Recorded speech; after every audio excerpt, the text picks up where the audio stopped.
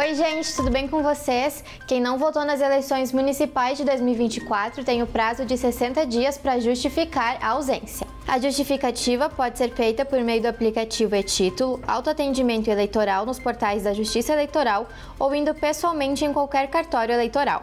No ato, deverá ser entregue a documentação que comprove o motivo da ausência, junto com o requerimento que passará por análise.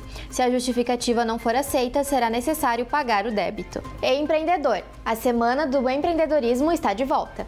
A programação ocorre do dia 12 a 14 de novembro com atividades gratuitas voltadas ao empreendedorismo e inovação, com palestras, oficinas e networking. As vagas são limitadas e as inscrições podem ser feitas pelo QR Code que aparece na tela. Entre os temas abordados estão como vencer a batalha pela atenção nas redes sociais, como empreender sem dinheiro e economia criativa. O evento é no pátio da estação. E o Procon Caxias está lançando um projeto voltado à educação financeira para crianças. O projeto busca ensinar sobre planejamento de dinheiro. As atividades incluem contações de histórias relacionadas à educação financeira para crianças de 9 a 10 anos que estão na rede municipal de ensino. Além disso, outras revistas e brindes também estão inclusos.